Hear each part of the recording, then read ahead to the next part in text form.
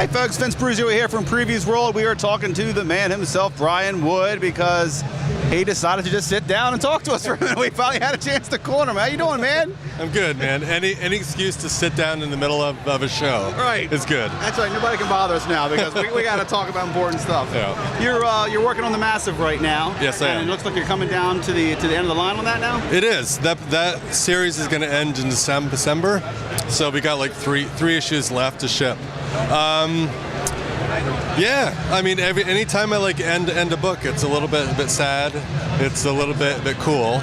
You know, it's cool to finally see something that you spent years building sort of reach its natural end the way you want it to, and deliver the message you've been hammering home. You know, it's also sad because obviously it's like, you know, when you're writing a monthly book or working on a monthly book, it's like your daily job. I mean, some part of every day is spent working on The Massive, and then one day it just ends. And then what? It's like your pet dies or something, you know. And then you're just on to the next thing, you know.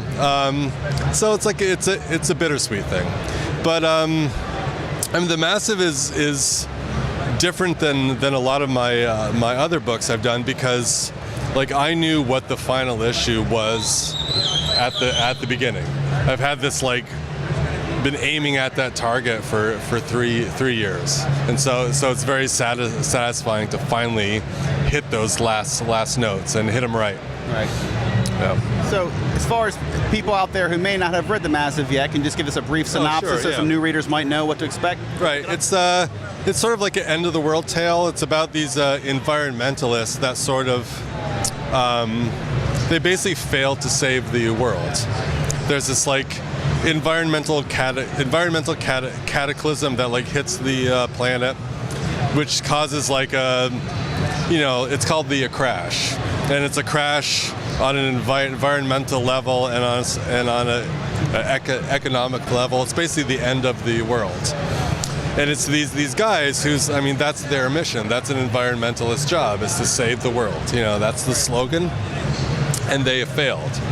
And so over the course of the book, they've sort of been like picking up the pieces, trying to solve all the mysteries of why this happened, you know, and sort of like navigating this like world in a ruin. It's basically what it's about.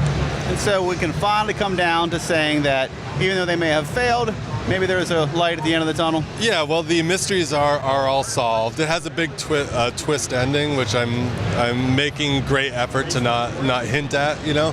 But yeah, I mean, everything I do, even no matter how dark it is or grim, there's always like that ray of hope.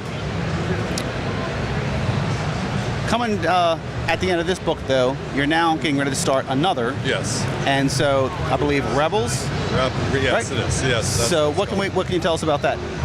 That is a historical fiction set in and around the America's war for independence. So it's the first arc. I mean, it's like my Viking book I did, where I sort of told like a lot of separate stories, all set in this one time period. This first one is about this young couple that got married very young at the beginning of the war, and each play their roles throughout the course of the war.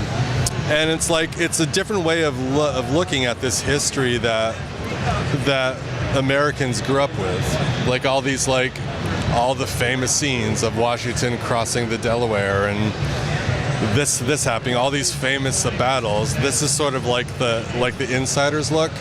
Like I'm turning that common history inside out and showing like the uncommon versions of all this stuff. And obviously it's like a action story. You know, it's like I always say, you know, oh, there was that Mel Gibson movie which kind of sucked. This is like the better version of that, you know, which is a horrible thing to say. I shouldn't say that. If Mel Gibson's listening to this, we're going, great, you know, it just met our audience. I'll like never work in this town again. Yeah.